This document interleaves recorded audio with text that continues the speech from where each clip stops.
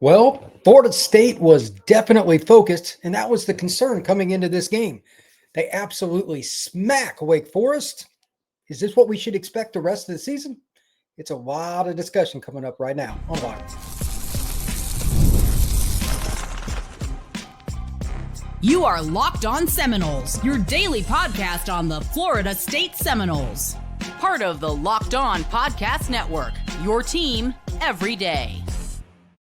Welcome back into Locked On Seminoles for this post-game report, one that's actually a happy one. If you're shocked, you can join me in that category because in the first half, Florida State only had 2 penalties. They were the smarter team. They were the ones that came out with authority. They ran the ball pretty well, but it had some kinks. We'll get into that. That is one of my pet peeves. It was inconsistent, but give Wake Forest credit. They do give out scholarships too. They got a pretty good coaching staff. But overall, Florida State was the smarter football team tonight. How often have we said that this year after the month of September? Have we said it at all?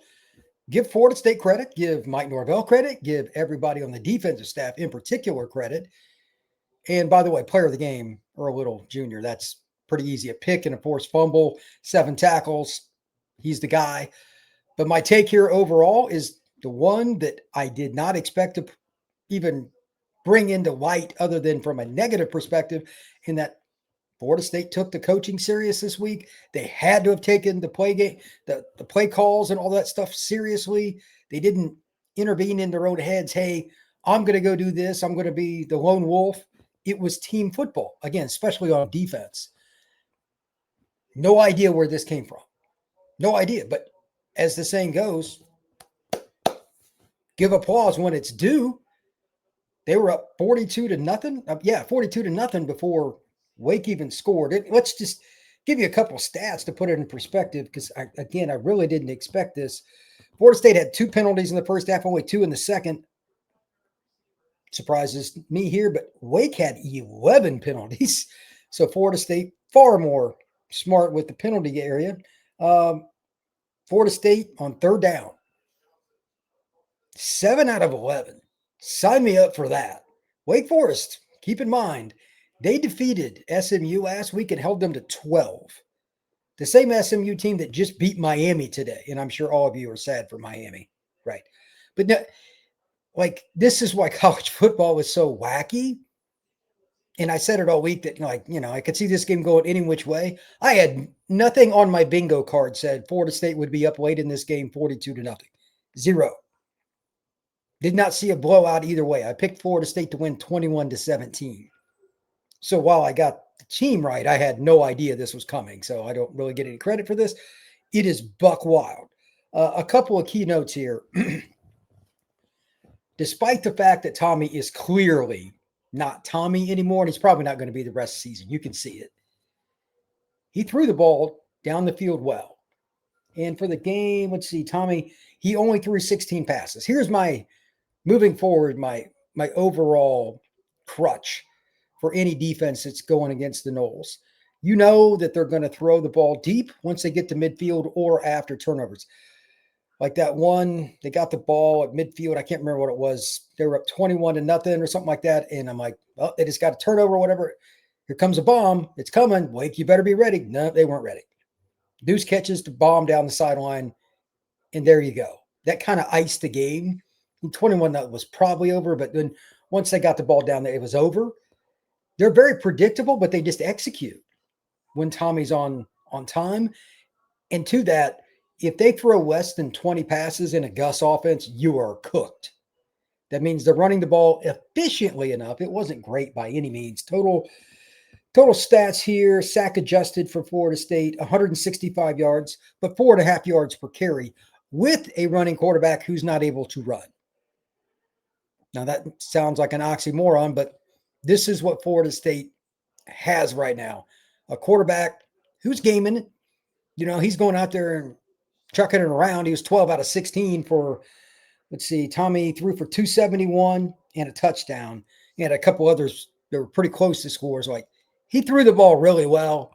And again, he's banged up. He's coming off a headshot in the Stanford game. Tip of the cap to Tommy, because quite frankly, that's what you need. There is absolutely unequivocally no substitute for accuracy on throwing the football. It is the end all be all. It is the way you eliminate the other team for having more talent than you. And Florida State has more talent than Wake anyway. And that's why they blew them out. If you have accurate deep shots, that's a whole nother level. It's Katie bar the door. And Florida State put their foot on the gas and they left Wake Forest in the dust. They earned it. I'll give credit where it's due. I really liked Gus's game plan. It was kind of weird with the quarterback situation being what it was. I didn't know who would get the ball. Cam didn't get any carries. I don't think Rodell did. Let's see. Did he even get a carry? Chroma got 4. Okay, so he got in later. I was flipping the channels at the end because the game was boring. Sawchuk had 6 carries for 10 yards, but 2 touchdowns. He was good. Wouldn't matter down on the goal line. How about Pittman? 1 carry for 7. Like, they find different ways to get Randy the ball. And he's, by the way, I know Florida State has not lived up to expectation this year by any stretch. Randy Pittman is one of the most versatile football players. Forget position. One of the most versatile football players in the country. He's caught a touchdown. He's thrown it. He's ran it. Matter of fact, he did all 3 in the Virginia game. He's just a good football player, period. And for the receiving, I mean, here's a shock. I know you're not going to be anything other than like this is what you expect at this point, but Mekhi Danzy had another bomb. Man, that guy's fast. Deuce, 5 catches, 148. Good Lord. When your top 2 receivers catch multiple passes for an average of 29.6 and the other 33.5, you're in a pretty good spot. Florida State just whacked them. They did what they're supposed to do. I know they beat Alabama in game 1, but this is the most complete game they've played. Because Norvell will even tell you in the Bama game, they left a lot of points on the board. Now, I have a few qualms that I need to get with still because the goal is to continue to get better, et cetera, et cetera, et cetera. I'll talk about that next. But like overall, though, considering the circumstance they were in, I can't sit here and complain. I can't. The only thing man, this probably goes against the last few days of Locked On Seminoles. I still think Norvell needs to be fired regardless of what happens the rest of this year. If they went out, he needs to be fired. Well, let me be clear. But tonight, the team, the way they rallied around each other, it played well together and really made critical plays because they had some goofiness. And again, I'll get to that in just a second. Overall, you got to give these guys some credit. It would have been really easy to mail it in after Stanford. Quarterback's banged up. We're going into the bye week. A bunch of these guys, let's not kid ourselves, are still thinking about the portal. But they balled out tonight. That's just reality. To be honest, it's still in shock in a good way. Good for Florida State's players, and hats off to those that really did. Honestly, dialed in and went out and played. This is what it's supposed to look like at Florida State. So when we come back, again, I have those qualms. That is next here on Locked On Seminoles. Today's show is brought to you by Gametime. With Florida State finally getting back on track, it's a little more exciting for all of us. Tailgates and all that stuff around Doak are all blast. It's nothing quite like it, but let's be real. Getting tickets to go to a Florida State game or anywhere else, it can be a little bit of a hassle. Endless queues. You got some of those weird price changes at the end at checkout. It's not a whole lot of fun, and that's why Gametime is what I use. I actually just bought tickets to a basketball game to go see my alma mater, Indiana. My dad and I are going to go to a game in Indiana next month. It was easy. In and out in 5 minutes, including putting in my credit card to buy the tickets. It's not hard. Download the app, look for the team you want, just type it in, and then just select the game. I mean, this is not rocket science. It's a very, very simple app for anybody to use. So take the guesswork out of buying college football tickets with Gametime. Download the app, create an account, and use code LOCKEDONCollege for $20 off. Again, that's promo code LOCKEDONCollege for $20 off. Swipe, tap, ticket, go. Download the Gametime app today. We are also brought to you by our friends over at Mazda, who crafts cars for those who do more than simply move. You can feel the Japanese craftsmanship in every detail, from the metallic accents to the available Napa leather upholstery, you can make everyday drives feel like anything but. From smooth handling to intuitive controls, and with the all-wheel drive standard in every crossover SUV, you can drive with confidence through almost any weather condition. Like our players, we sweat every detail because when you make every move count, impossible becomes irrelevant. Mazda, move and be moved. All right, let's talk real quick on two things that bug me. This is, again, you won 42-7. So this isn't going to be a diatribe, just got to mention it. Florida State, I forget how many tackles we get. Let's give it an accurate number here. Wake Forest plays pretty good aggressive defense, but at the same time, they had 10 tackles for loss. That's a lot. That's a lot. Florida State, by the way, had 7 tackles for loss. They got 4 sacks. The Noles gave up 3 sacks too. Like, part of it is some goofiness mixed in, but giving up 10 tackles for loss with a veteran O-line, you're not making the right reads. The O-line was not on the same page with Tommy. The O-line was not on the same page with each other, and they still scored 42. So that shows you again, there is absolutely, unequivocally, no replacing accurate throws, especially, again, down the field. Why Tommy is so good at that, I have no idea. I saw him do it in high school, too. The one time I went to go up in Georgia to see him play. He just has a knack for it. And if he hits that first one, another one usually comes. It snowballs. He gains confidence, and he certainly has 2 NFL receivers to throw to in Danzy and Deuce Robbins. Those are guys. No doubt about it. So it's a lot of fun to see. The other thing, even though they didn't commit a lot of penalties and everything else, there for a little while, I mean, it was 7-0, and it was a struggle. They just couldn't quite get over the hump. They couldn't get the interception, like a pick six, a scoop and score. They could not get over the hump. Now, again, I know they eventually caved in, but Wake did not come out with any kind of clear-cut focus. They had, I think it was 6 penalties in the first half. That's not a good sign. They ran the ball okay. They just shot themselves in the foot. And then every now and then, Florida State would interject with a good play too.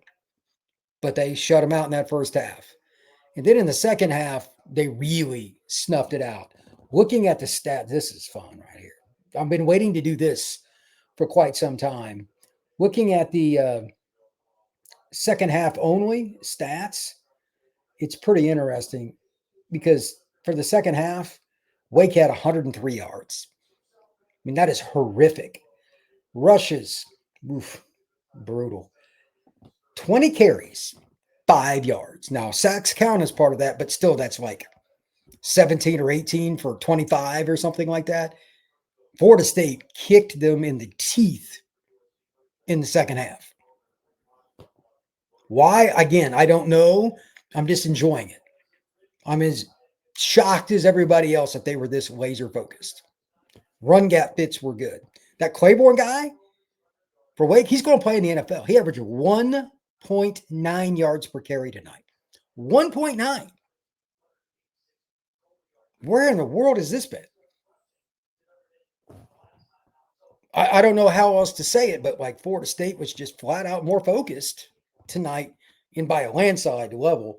And then something cool happened once they got up to 21-0, and then Deuce catches the bomb. The glow, if you will, meaning everybody played off everybody else. They played fast and free, just let their talent do what they're supposed to. Everybody just kind of did their job, and they just, again, it was an avalanche. They probably could have dropped 50, start putting in different guys and all that. That's fine. First time they were having fun since before the Virginia game. Isn't college football wacky? Florida State included. No idea. And here's the other thing. FSU, just looking ahead briefly, they go to Clemson next week. Clemson just lost 46-45 at home. It's hard for me to say they gave up 46 points at home to a quarterback that will end up in the NFL. The Mensa kid for Duke is legit, but their defense is garbage. Clemson lost with 560 yards of offense. 560. That's hard to do, but they found a way. To that end, that game is going to be one of the wildest of the year. And I'm just looking forward to it from an aesthetic point of view because Florida State having 4 penalties tonight. It better not be more than that. Clemson's quarterback has figured it out. Cade Klubnik, all of a sudden the light has went on as a senior, getting ready to go to the draft. 560. And their running game is just mediocre. They have to chuck it around, but they got speed. Florida State's discipline is going to be key. And to that end, defensively, talking about stats for a second, the defense, as I mentioned, Earl Little is your MVP. Forced fumble, pick, seven tackles. Shaheem Brown has done pretty darn good. Yeah, tackle and a half for loss, 5 total tackles, a sack. He was a guy that, let's be honest, Tony White was not very happy with in fall camp. That was blatant. He's risen up. He's worked his way up. He's earned it. Of course, with the Edwin Joseph situation last week, that's not totally shocking, but I thought Edwin wouldn't even play this game. And I will address that on Sunday and Monday's podcasts. I'll have a full review tomorrow, just my thoughts on not just the game, but where Florida State's at, a little preview of Clemson. It's going to be a very big box show tomorrow, but I'll have it out by early evening on Sunday. The good night, the safety play for Florida State kind of dictates what they're going to do defensively. In the Miami game, it was horrific. Against Virginia, couldn't tackle a dead person. Tonight, Claiborne's one of the best running backs, not just the ACC, but the country, 1.9 yards per tote. Let me make sure that's right. That's what I got in my head, but I'm pretty sure that's what it is. Claiborne, total carries, 14 carries, 27 yards, a long of 9, 1.9 average. So on 13 carries, he had 18 yards, plus the 9-yard carry. I mean, they stuffed him. They absolutely stuffed him. Did anybody see that coming? I did not. Now, since there's a bazillion people in the chat, I'll go ahead and thank you very much for all the people who got questions and comments. Happy to jump in here, see what we got. Surfer is going to be in the chat. I see him on here more than once. Blake Nagy, don't want to hear about the players quitting or the locker room has been lost. It ain't pretty, but the team is playing and up on a top 25 defense. You know what? That's pretty much where I see it. For those that don't know, and this shocks me too, Wake's defense is one of the better, not just in the ACC, but the country. And Florida State just beat the bejesus out of them. For the game, Noles had 421 yards. And here's the other key. I mean, this isn't real shocking. They had 1 turnover late in the game after it was already over. That's it. Got to give him some credit for that, man. There's no doubt. Surfer, Brock comes in instead of Sperry and immediately gives up that shutout. How do fans know more than the coaches? I have no idea what's going on, but I'm going to go ahead and make a guess right here. There's 2 parts to this. Number 1, you want to give Brock a chance to play. Game's over. Okay, that's fine. Number 2, are we 100% certain Sperry is healthy? Because what do I always say about coaches at press conferences? What are the 3 things they do? They lie, and they lie. There are no such things as accurate. To give you an example, I listened to Mario Cristobal's press conference after they got beat by SMU today, and he's the most notorious guy in college football. He is awful, with just blatant. He gets mad when people ask him in fall campus, oh, there's an injury. Like literally. It's your job. Hello. But on top of that, somebody asked me about 2 guys that were supposed to play. Say, yeah, we thought they were going to play. Then, they got ruled out. No, that's garbage. We can tell you're lying again. Shocker. He can't coach on game day and he lies some more. But the bottom line is still the same thing. Florida State put in the quarterback that nobody's excited about, nothing against him, but he fumbled and that gave away the shutout. Is Sperry healthy though? Are we 100% certain? I'm not. He took a few hits in that game against Stanford. And again, if he's not 100%, play the guy that is. And that kind of goes into my other point. I forgot to make this a minute ago. Their running back rotation from game to game is the most wild I've ever seen. You don't know who's going to start, who's going to play, what situation. They rotate. They have at least one guy they just completely sit out every week. I've never seen anything like it. I don't know if a guy has a thumbnail that gets cut, they don't let him play or what it is, but it's just wild. Like Keziah's healthy like once every 3 games. Rodell, we keep hearing, yeah, he's going to play. Is Rodell going to play? Like, there is no such thing as a depth chart at Florida State or any form of an accurate injury report at Florida State. None. Zero. I won't even read Florida State's injury reports anymore. I'm done with. I have zero interest in what Norvell has to say about. He's borderline as bad as Mario. It's really close. Drives me nuts. It's amazing to have the refs on your side. Won't expect it ever again. But wow, this is amazing what it feels like for every FSU opponent. No comment, but I get it, man. Eric Edwards. I'm just glad the players were still locked in. That's what I was worried about. Good win, go Noles, 100%. I said the same thing all week. They proved they were, because they were up 42-0 for a late score by Wake. Mr. Wolf, I'm glad that streak is over. Oh, yeah, the ACC streak. Oh, amen to that. I forgot about that. Amen to that. Garrett, Wake lost this game with mistakes and penalties, but it was nice to see some fight from the Noles. Good win for Mike. Amen. Amen. Eric, I guess we can hold off on the U-Haul this week for Mike. Post of the day. Hey, they're going to Clemson next week. They win that, we can talk more about it, but that's interesting. Surfer, Wake class was calling timeout with 4 seconds left. Did they really? I was walking into my room to set my computer up. I wasn't. 4 seconds left? That's really dumb. That's really dumb. Come on, man. Almighty 5, Georgia Tech losing, and damn, Miami can't get the ACC title game. How about that? Georgia Tech's defense sucks. Their offense is good, but I feel bad for Haynes King. His team, they just don't recruit well enough. I knew they would finally come into a situation they couldn't do much. John Fletcher, it was a win, but let's be honest, year in and year out, you were supposed to beat Wake Forest. True. Let's see. John Fletcher, they missed Dave Clawson and his preparation. Clawson could coach. Like most guys, he doesn't want anything to do with NIL. Glenn sold, send him to the portal and go all in on Sperry as the 2. I don't think there's any chance Glenn is going to beat Sperry out next year. We can stop hearing about the losing streak. Almighty. That is true. Let's see. Rawls or Little player of the game on defense. Rawls has become a really good cover guy. He's so darn long. I know him. Like, his arms are forever. He was just born to play corner. Let's see.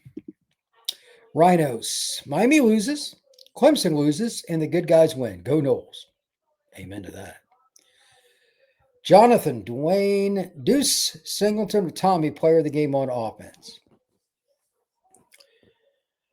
I'll talk about Singleton in a second. I would say Deuce because, like, you got to catch those. Those were good throws, but you got to catch those. And he changes games just with him being out there, man. There's just no way to cover 6'6" guys that run like him. Yanni, Rhinos, Glenn is so bad. That is my takeaway.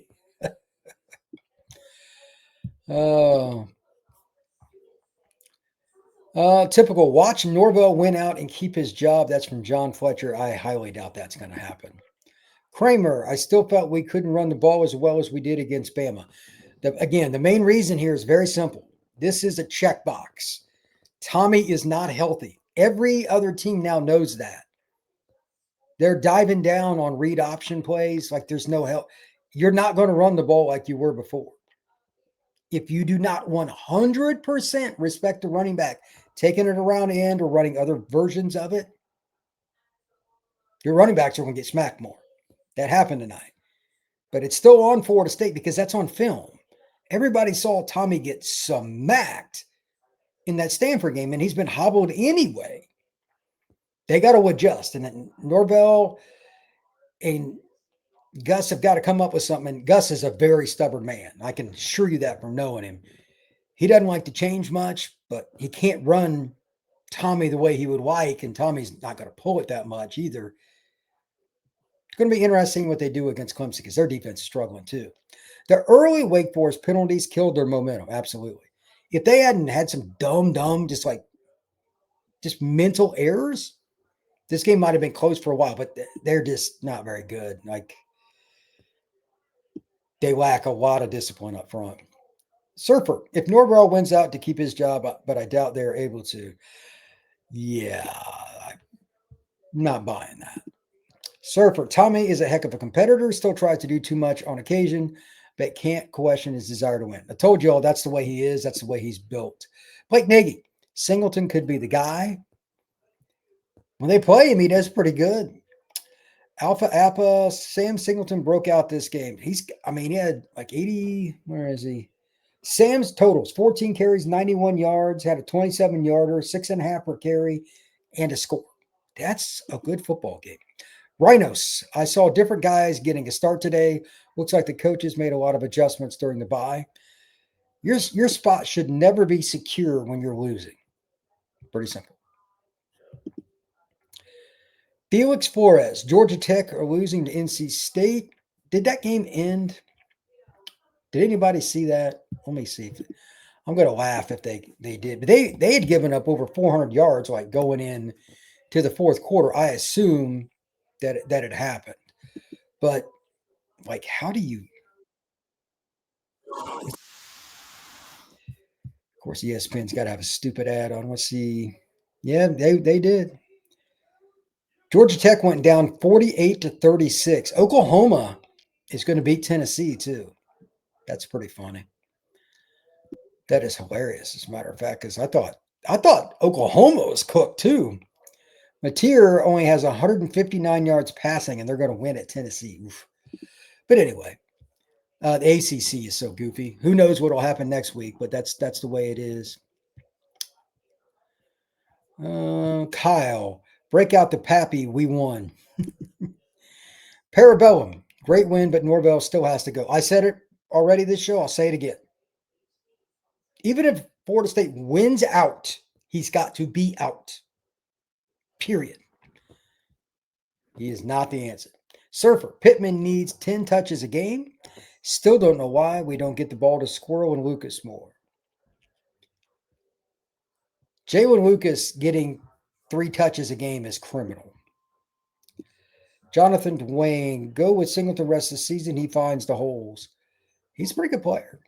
Rhinos, looks like the defense started the game playing 4-2-5. You know, against certain teams, and he talked about this, you got to do what you got to do. The problems with the 4-2-5, it's, just like anything else, personnel. FSU is actually set up for the 3-man front, which hardly anybody is. But Florida State doesn't have the depth to play with those, like Florida State historically has 2 twitchy, at minimum, edge rushers that are going to go to the NFL draft. They don't have anybody right now. Amari fits the role, and he's learning the spot, but he's not even a starter. So you got to play one bigger end, and then you got to play Amari or something like that in pass rushing situations. They don't have it. But you got the Sear twins, and I think it was Mandrell got the sack tonight. I get them confused sometimes. You have at least the pieces to run it, but they got to get a couple guys in the portal this offseason. But Coach White will run it occasionally, and it's 3-4 and 4-3. They're really not that much different. Alpha Papa, Mike, Gotis? I don't even know what that means. Rhinos, Wake is really bad. They beat SMU last week. It's bizarre. The Yellow Jackets are going to lose tonight, and they did. He still needs to be fired from Sports Icons. Yes, Mike Norvell definitely still needs to be fired. Juan Manuel Ventura. Brian, I told you Norvell wins out, especially with Clemson win, saves Norvell job. I'll take Clemson next week just because they'll be mad. They choked against Duke late in the game, and they went for 2 and gave it up, all that stuff. But if Florida State's dialed in like they were tonight, they'll beat Clemson. By the way, just for your entertainment, forget the Clemson-Florida State rivalry thing. If you have not seen it yet, Dabo is not normally like this with his players. It's very rare. Mid-third quarter, fourth quarter, something. I don't know exactly when. He walks over to the defensive bench and lit into them in one of those tirades that he doesn't do. It was Woody Hayes-like. No, there was no volume, and I'm not sure he cusses, but I have a feeling there were some 4-letter words that began with F involved in that. And they were atrocious on defense. So I don't understand how you have multiple NFL players in your front seven, Sammy Brown, the 2D linemen, etc., and you suck on defense. Clemson's coaching staff needs to be gutted again, and they need to rebuild. I don't know if Dabo's meant for that. He's not a very patient guy. Alpha, don't think we can fire him until next year, 27. That might be. If that's the case, it's going to be a long time for me. That's going to be rough. He needs to go still. Yes, he does. 1.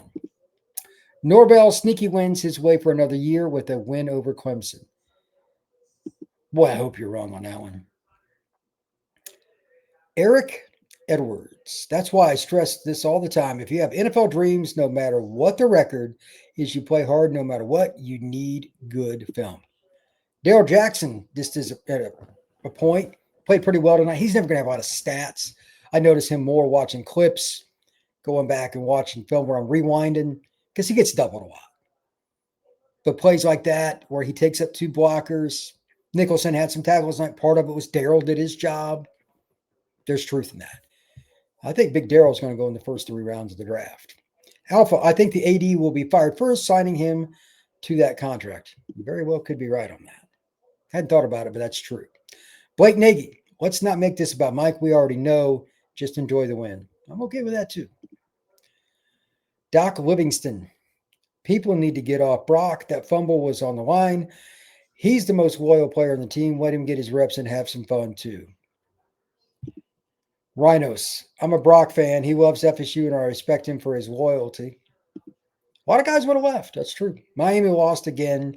Don't think they can get into the ACC title game. Probably not. FSU won big. Clemson lost. Miami lost. Gators lost. Life is good. Doc Livingston. That's a good point. I'm a fan of Brock too, as long as he is on the bench. Surfer RC. Oh, that's rough. That's rough, man. But I get it. I get it. Malik Stuckey, honestly, our worst loss was against the Christmas trees. Man, the Stanford game is just horrific.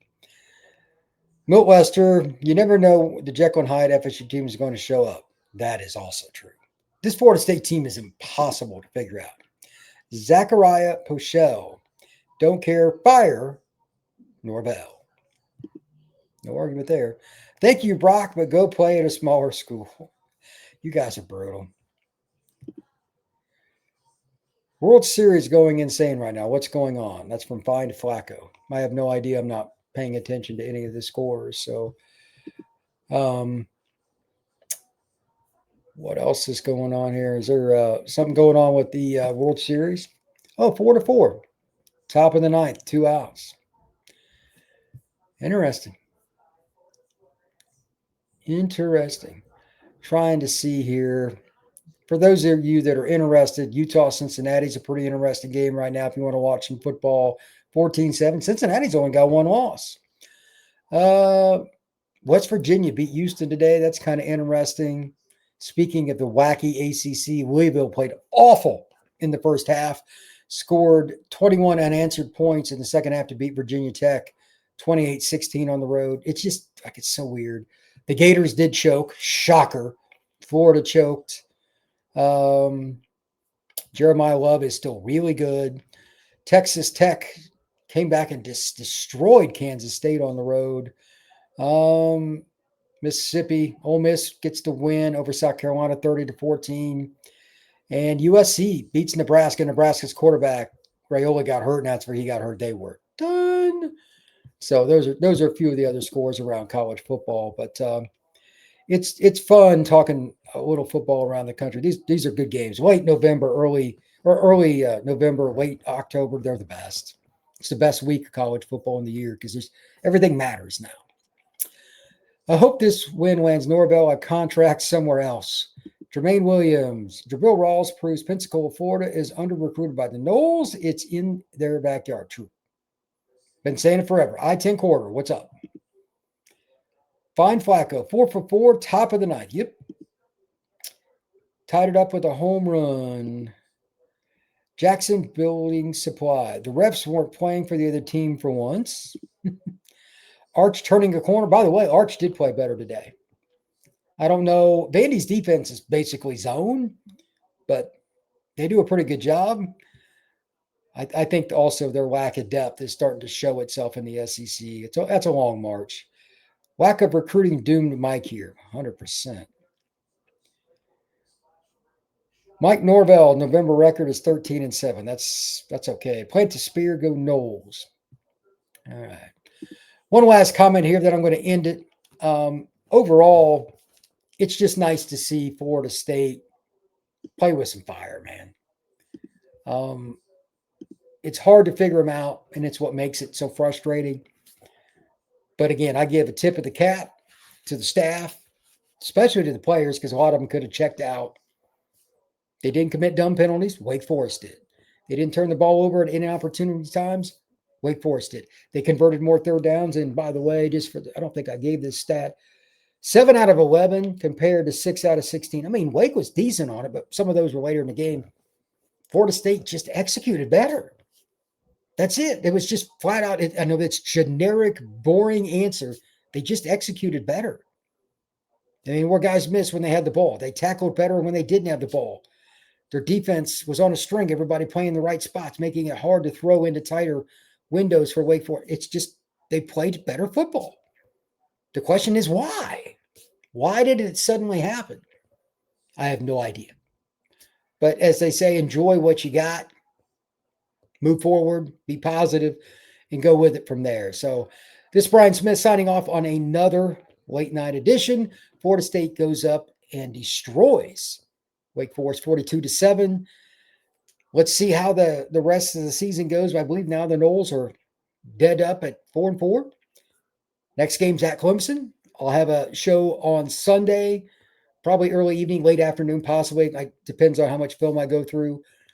But this is going to be interesting. If they win the Clemson game, who knows? Who knows? But that's where we're at. Florida State deserves credit, and give it to them. So thank you once again. If you have not already, become an everydayer, like and subscribe. We will see you again soon here on Locked on Seminoles.